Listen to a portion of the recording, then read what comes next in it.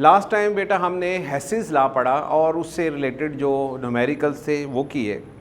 हेसिस law ये था कि amount of heat evolved or absorbed in a chemical reaction remains same whether the reactions occur in one step or in several step। तो उसमें मैंने आपको एक रिएक्शंस बताए थे और उनमें से कुछ रिएक्शंस की इंथाल्पी बताई थी और एक रिएक्शन की इंथाल्पी जो है आपने फाइंड करनी थी, क्योंकि कोई भी रिएक्शन एक स्टेप में हो या वही रिएक्शन सेवरल स्टेप में हो, इंथाल्पी चेंज बराबर होती है। तो आज हम उसी को एक और तरीके से, एक और तरीका भी है चेक करने का, यानी न्यूमेरिकल्स को सॉल्व करने का।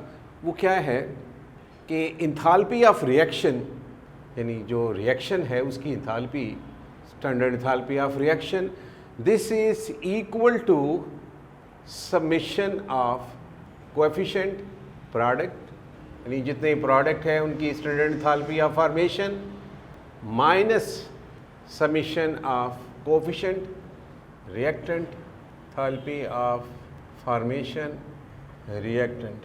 ये सिंपल सा फार्मूला है कि standard enthalpy of formation of product, ठीक है, coefficient minus summation of coefficient reactant standard enthalpy of formation of reactant, यानी रिएक्टेंट की स्टैंडर्ड एंथैल्पी ऑफ फॉर्मेशन और प्रोडक्ट की enthalpy standard enthalpy of formation, उनका जो डिफरेंस है that is enthalpy of reaction. तो अब एक न्यूमेरिकल्स है वो करते हैं, उससे ये आपको क्लियर भी हो जाएगा। न्यूमेरिकल है calculate enthalpy of reaction, standard enthalpy of reaction from the following reaction. The reaction take place in a tissue of the living organism, the value of, यानी जो रिएक्शन है वो ये है C6H12O6 plus oxygen gives CO2 plus H2O। इसको आप 6 से multiply कर दें और इसको भी 6 से करेंगे और इसको भी 6 से करेंगे। एंथैल्पी ऑफ रिएक्शंस ये आपने फाइंड करनी है, ठीक है।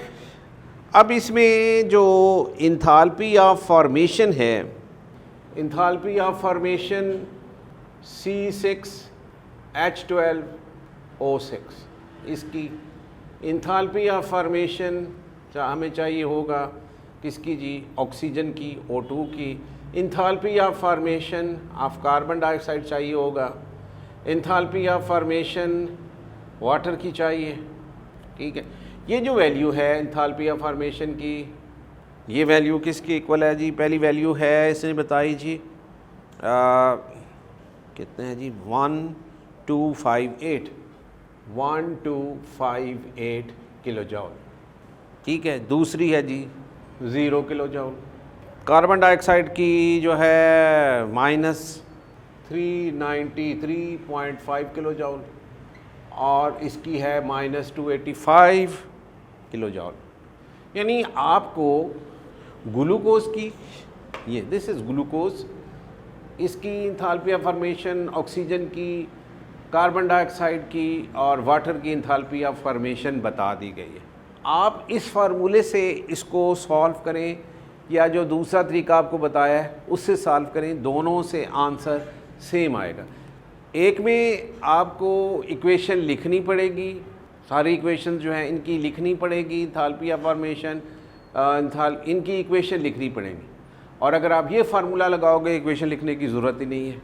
मैं दोनों जो हैं आपको साथ साथ बता देता हूँ कि carbon plus oxygen give carbon dioxide, number 1। Number 2, hydrogen plus oxygen give water, H2O। ये सॉलिड है, ये गैस है, ये गैस है जी, ये भी गैस है, और ये लिक्विड है, ये गैस है, 1/2।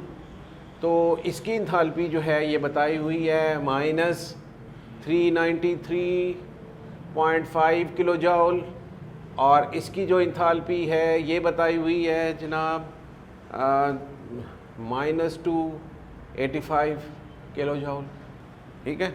And number 3, C6 carbon plus hydrogen plus oxygen, ये C6 वाला तो आपने फाइंड करना है ना, ये तो आपने फाइंड करनी है।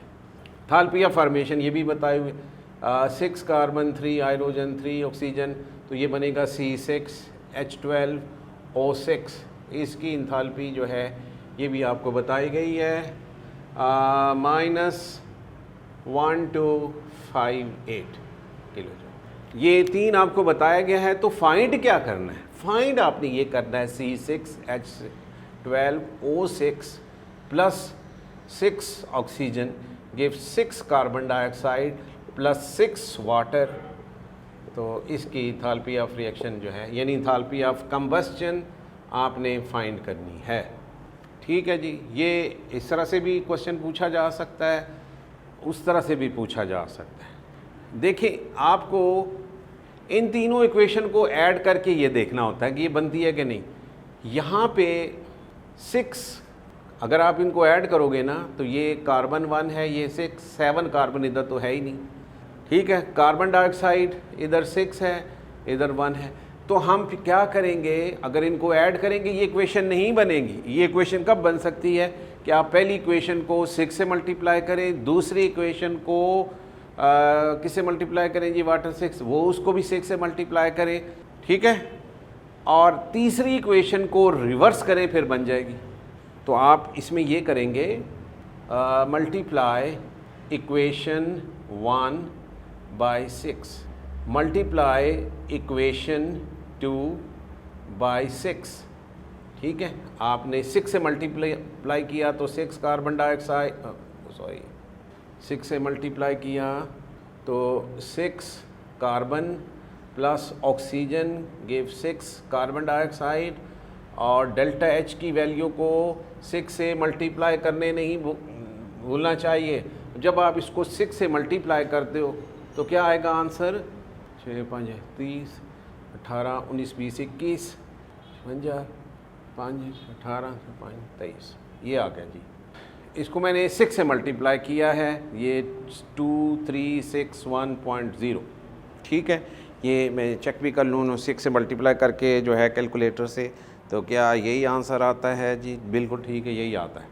अच्छा, अब इसी तरह आपने इसको भी 6 से मल्टीप्लाई करना है। 6 हाइड्रोजन 1/2 को 6 से करेंगे तो 3 ऑक्सीजन गिव 6 वाटर, और इसको भी आप 6 से मल्टीप्लाई करें। ये जो वैल्यू है तो 30 आ गया जी, 43 5 17, ये आ गया जी 1710। क्या ये सही है? अच्छा ठीक है जी, ये भी क्योंकि जो है ना बुक में ये हो सकता है कि 285 पॉइंट कुछ लिया गया, मैंने तो 285 से किया, पर बिल्कुल ठीक है, मल्टीप्लाई कर लिया।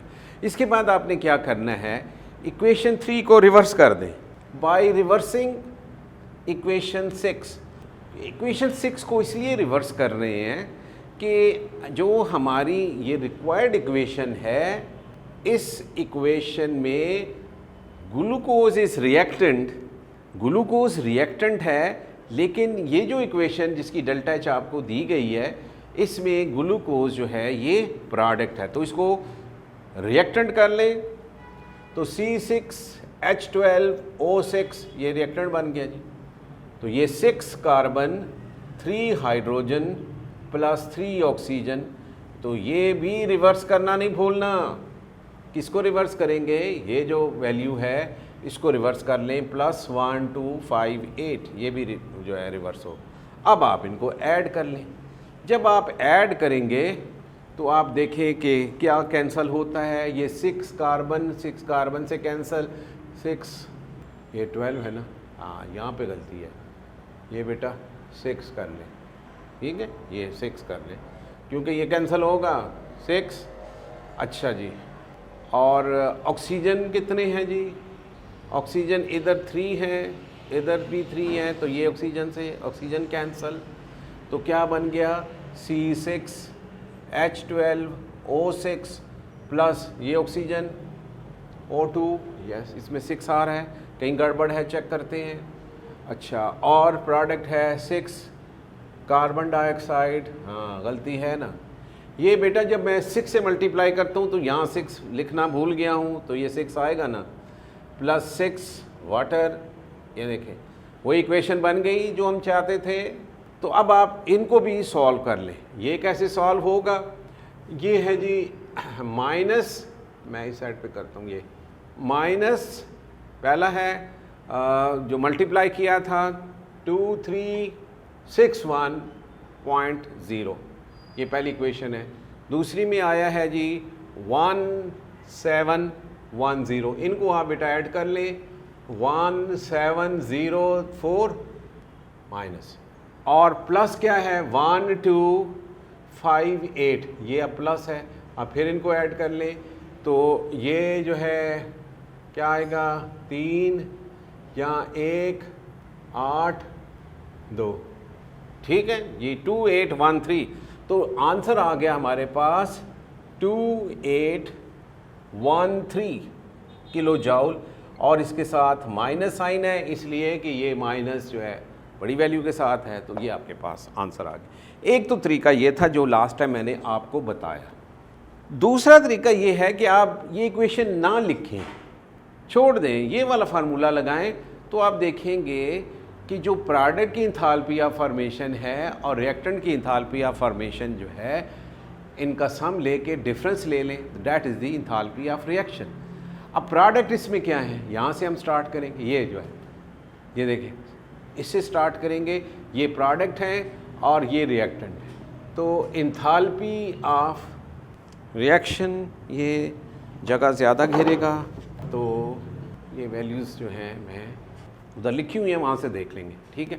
आपने ये इंथाल्पी ऑफ रिएक्शन जो है ये फाइंड करनी है, standard enthalpy of reaction summation, किसका summation, coefficient of enthalpy of formation of product. अब इसमें दो प्रोडक्ट हैं, कार्बन डाइऑक्साइड है और वाटर है, तो 6 multiplied by enthalpy of formation of carbon dioxide, ठीक है, plus 6 into enthalpy of formation of water H2O, ठीक है जी, इनको ऐड कर लिया, माइनस समीशन ऑफ रिएक्टेंट हैं glucose 1 into enthalpy of formation of glucose C6H12O6 plus 6 into enthalpy of formation of oxygen O2।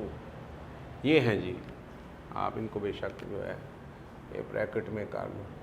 जो carbon dioxide की enthalpy of formation है, इसको 6 से मल्टीप्लाई करो, 6 इंटू माइनस क्या था जी, माइनस 393.5, ठीक है, kilo joule, plus 6 into minus 285 kilo joule, ठीक है, ये हो गया जी, minus summation 1 into enthalpy of formation जो है कितना है जी, माइनस 1258 प्लस 6 इंटू 0।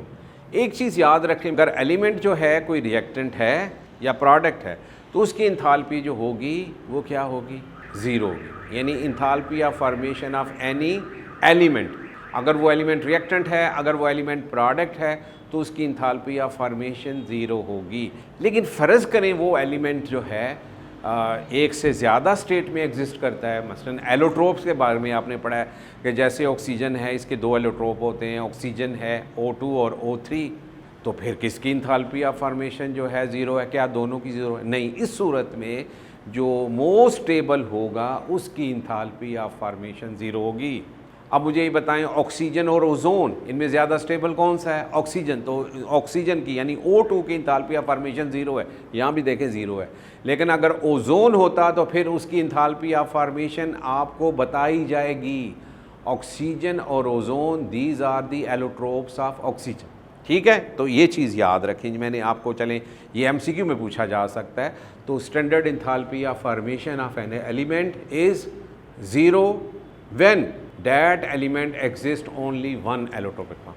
अगर एक किसी एलिमेंट की एक से ज़्यादा एलोट्रोपिक फॉर्म हैं, 2 हैं, 3 हैं, तो फिर वो एलोट्रोपिक फॉर्म जो मोस्ट स्टेबल है उसकी इंथाल्पी ऑफ फॉर्मेशन 0 होगी, ठीक है। क्लियर हो गया? तो यहाँ पे आप देखें अप्लाई भी हो रहा है। अच्छा, अब आपने क्या किया, 6 से इसको मल्टीप्लाई किया, तो 6 से मल्टीप्लाई करने से आपके पास आंसर क्या आ जाएगा, ये अभी मैंने किया था 6 से मल्टीप्लाई, -2361 किलो जाउल प्लस ये चले इसका कर लेते हैं, ये इसका कर लेते हैं, इससे मल्टीप्लाई करें तो माइनस कितना आया था जी 1710 किलो जाउल माइनस, अब ये भी कर लें, खोल लें, माइनस ये क्योंकि ये माइनस डिफरेंस के लिए ये माइनस ही आ रहा है 1258 किलो जाउल प्लस 0। अब आप इनको ऐड कर लें, जब आप ऐड करेंगे तो ये -2361 ये प्लस मल्टीप्लाई के -1710 ये माइनस से प्लस होकर माइनस से मल्टीप्लाई होकर प्लस हो जाएगा 1258। इनके साथ आप किलो जाउल लिख लें, kilo joule kilo joule kilo joule, और आंसर क्या आएगा, यही आंसर आएगा -2813 किलो जाउल। तो आप बेटा इस फार्मूले को अप्लाई करें या उससे, दोनों से आंसर सेम आएगा। ठीक है, ये उस सूरत में अप्लाई होता है फार्मूला जब आपको इस रिएक्शन में जितने भी एलिमेंट हैं उनकी इंथाल्पी ऑफ फॉर्मेशन गिवन हो। अब ये रिएक्टेंट है, इसकी इंथाल्पी ऑफ फॉर्मेशन गिवन थी, ठीक है जी, ये गिवन थी ना, ये this is enthalpy of formation of glucose. और ऑक्सीजन की तो आपको पता है 0 है, क्यों, oxygen is the most stable allotrope of O2 is the most stable allotrope of oxygen, तो इसकी 0 है। कार्बन डाइऑक्साइड है, this is a compound, compound की 0 नहीं होती, एलिमेंट की 0 होगी, ये याद रखें, किसी कंपाउंड की 0 नहीं है, एलिमेंट की 0 होगी। ठीक है, वो पॉइंट समझ आ गया, हाँ आगे समझ आ गया, this is a compound, this is इनकी है। तो आपने जो प्रोडक्ट की इंथाल्पी ऑफ फॉर्मेशन है इनका समीशन लें, ये तो कोफिशिएंट, रिएक्टेंट की जो इंथाल्पी ऑफ फॉर्मेशन है इसका समीशन लें, ये तो कोफिशिएंट, ठीक है, और डिफरेंस ले लें इनका, यानी प्रोडक्ट माइनस ये कोफिशिएंट हैं प्रोडक्ट, यानी कोफिशिएंट कहते हैं, ये 6 है ना, बस ये 6 है, ये दीज आर कोफिशिएंट, प्रोडक्ट में ये है। तो आपने देखा 6 से आपको उनकी इंथाल्पी ऑफ फॉर्मेशन को प्रोडक्ट की जितनी भी है मल्टीप्लाई करनी, कोफिशिएंट्स, ठीक है, कोफिशिएंट्स हैं, नॉट कोफिशिएंट, एस निकाल लगा लें। क्लियर हो गया जी ये न्यूमेरिकल, ठीक है। अब बाकी आप इस तरह से कर लेंगे। अच्छा, लेकिन ज़रूरी नहीं है कि हर इक्वेशन में आपको इस तरह से कोई जो है दिया गया हो, बाज़ दफ़ा ऐसे नहीं देते, बाज़ दफ़ा रिएक्शंस लिख देते हैं, तो आपको दोनों सीखने हैं, दोनों तरीके सीखने हैं बेटा। अच्छा जी, एक और क्वेश्चन करते हैं, देखते हैं। ये तरीका वह बेहतरीन तरीका है, इसमें गलती कर सकते हो, उसमें गलती कोई नहीं होती। उसमें ये है कि आपको इक्वेशन को ऐड करके रिक्वायर्ड इक्वेशन बनानी है, इक्वेशन को ऐड करना है और ऐड करने से वो इक्वेशन आनी चाहिए। ठीक है, अब एक क्वेश्चन है जी, from the given data heat of formation of ammonia, ammonia की जो थाल्पी ऑफ फॉर्मेशन है ये गिवन है, नाइट्रोजन प्लस हाइड्रोजन। फॉर्मेशन जो होती है थाल्पी ऑफ फॉर्मेशन वो क्या होती है, 1 मोल जो है कंपाउंड बनना चाहिए। अब इस इक्वेशन को बैलेंस करने के लिए यहाँ पे 1/2 करना होगा और यहाँ पे 3/2 करना होगा। नाइट्रोजन गैस है, ये गैस है और ये भी गैस है, और इंथाल्पी ऑफ फॉर्मेशन इसकी गिवन है जी -46.1 किलो जाउल पर मोल। ज़ाहिर है 1 मोल बना है तो ये पर मोल है ना, पर मोल। दूसरा जो रिएक्शन है इन heat of formation of gaseous water, यानी स्टीम, ये स्टीम है 1/2, ये गैस है, ये भी गैस है और ये स्टीम है। तो इसकी इंथाल्पी ऑफ फॉर्मेशन जो है ये क्या है, ये दी हुई है -245.1 किलो जॉल पर मोल है। हालांकि पहले मैंने आपको इंथाल्पी ऑफ फॉर्मेशन जो है वाटर की, जिससे पहले जो रिएक्शन था अगर आपको याद हो, क्या बताई थी, हाइड्रोजन गैस है, 1/2 ऑक्सीजन गैस है और H2O ये लिक्विड है, और इसकी जो है enthalpy of formation, standard enthalpy of formation -285 kilo जॉल है। तो यहाँ क्यों कम हो गई भाई ये हाँ कौन बताएगा? यस, और थर्मोकेमिकल इक्वेशन में मैंने आपको बताया था जो ये हीट इवॉल्व होती है या एब्जॉर्ब होती है, ये इस पे भी डिपेंड करती है कि रिएक्टेंट और प्रोडक्ट की फिजिकल स्टेट क्या है। रिएक्टेंट और प्रोडक्ट की फिजिकल स्टेट पे भी ये एनर्जी डिपेंड करती है, इसलिए यहाँ मेंशन करना ज़रूरी है। यहाँ पानी बन रहा है लिक्विड, यहाँ स्टीम बन रही है, इसका मतलब है कि इतनी हीट निकली होगी वाटर बनने में, उसमें से कुछ जो है हीट वो यूज़ हो गई है स्टीम बनाने में, इसलिए ये ओवरऑल जो है उससे कम हुई है। तकरीबन 40 के करीब जो है ना किलो जौल, इसमें और उसमें फ़र्क है। वो जो 40 किलो जौल हैं वो कहाँ यूज़ हो गए, वो यूज़ हो गए, ये देखें 40 किलो जौल कहाँ यूज़ हो गए, ये जो लिक्विड है ना इसको स्टीम में भी तो चेंज करना है ना बेटा, स्टीम ऐसे तो नहीं बनेगी, ठीक है। इसमें क्योंकि ये कौन सी होती है, लिक्विड से गैसियस स्टेट में लाने के लिए जो इंथैल्पी है ये कितनी है जी, 40 के करीब आएगा, 40, ठीक है। ये यूज़ हो गई है, सर यूज़ हुई है तो प्लस आएगा ना। अब आप इनको ऐड करें, ये से कैंसिल, तो hydrogen gas plus oxygen gas और ये क्या है जी H2O स्टीम, और इंथैल्पी जो है ये -245 आ गई। वो पॉइंट समझ आ गया मेरा ख्याल है, ये बात मैं पहले भी बता चुका हूँ, अब क्योंकि यहाँ पे ये आ रहा था क्वेश्चन तो मैंने फिर आपको बता दिया ये। अच्छा जी, अब क्वेश्चन ये है हमारा जो रिक्वायर्ड रिएक्शन है जिसकी हमने फाइंड करनी है, नाइट्रोजन है 1/2 और H2O कितना है जी 3/2, और बन क्या रहा है अमोनिया प्लस 3/4 O2, इसकी क्या है एंथैल्पी ऑफ रिएक्शन, ये क्या है ये आपने बतानी है। अच्छा जी, अब दो इक्वेशन दी है, अब ये जो है कैसे होगा, देखें इसमें अगर आप वो वाला फार्मूला लगाएं तो फिर भी जो है ये फाइंड कर सकते हैं।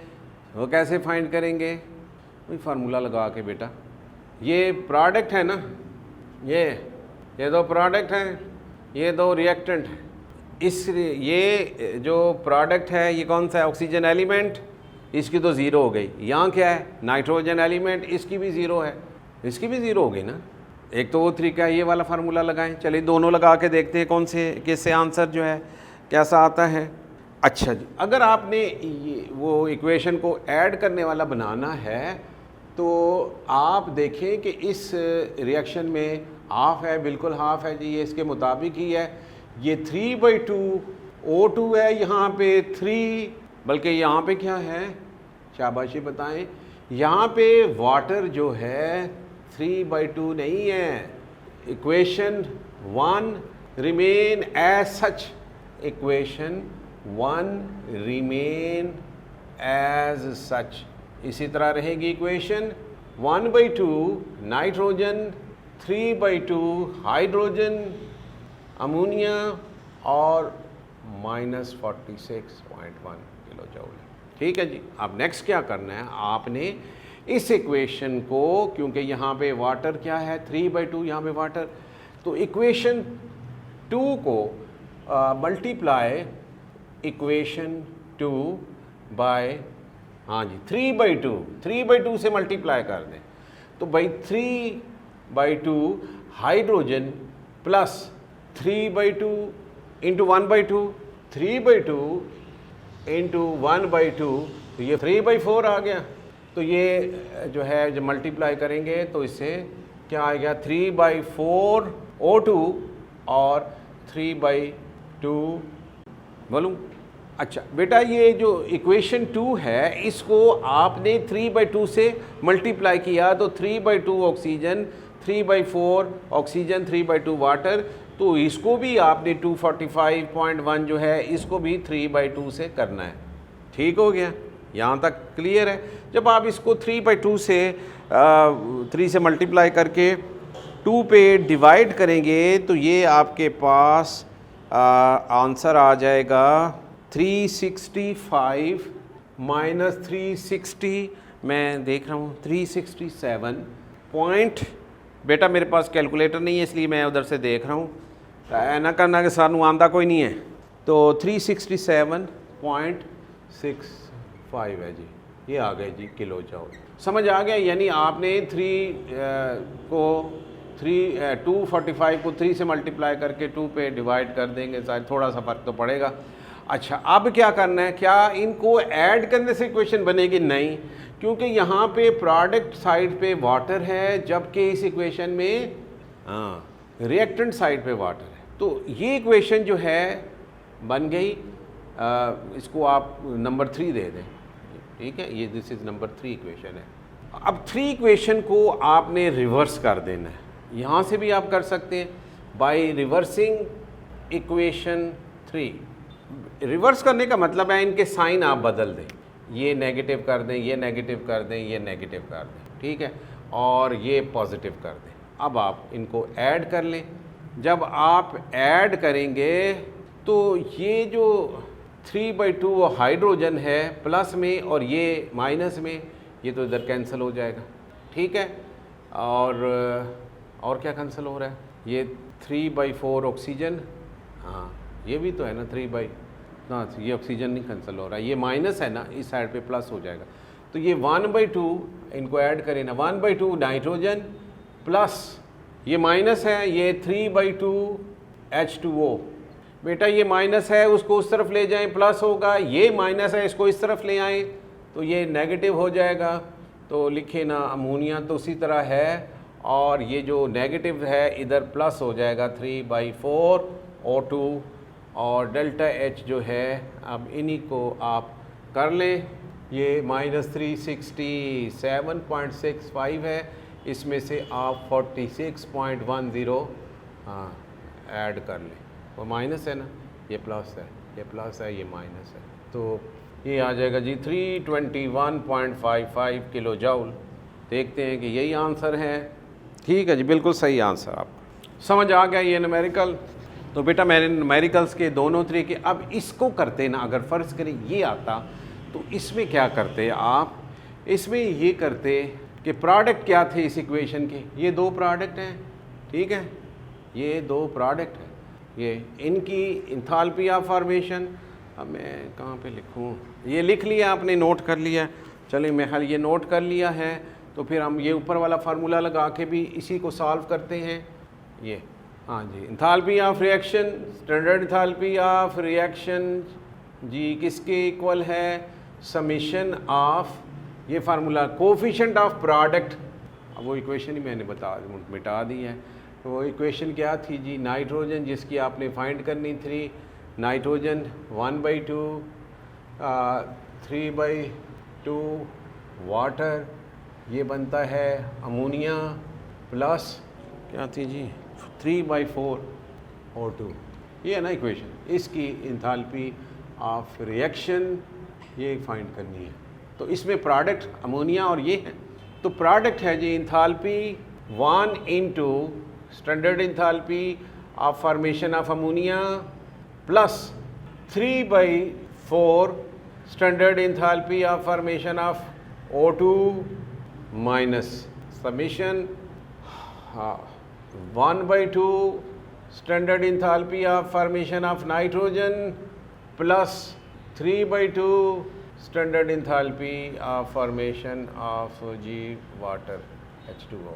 ठीक है, अब वैल्यूज पुट कर लें, वैल्यू पुट करें ना, उसके बाद करते हैं। 1 into enthalpy of formation of ammonia, ये है जी -46.1 किलो जूल प्लस 3/4, तो ये एलिमेंट है तो इसकी 0 है, ठीक हो गया जी, माइनस 1/2, ये भी एलिमेंट है तो इसकी 0 है, प्लस 3/2 इंटू वाटर की क्या है जी, वाटर की enthalpy of -245.1 kilo joule per मोल।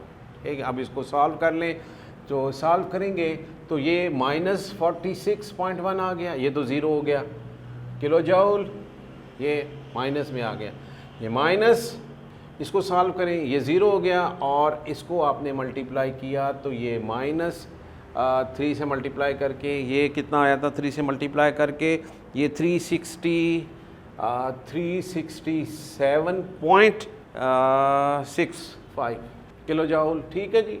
अच्छा, अब आप ये देखें कि ये -46.1 किलो जूल, ये माइनस माइनस से मल्टीप्लाई के प्लस हो जाएगा 367.65 किलो जॉल।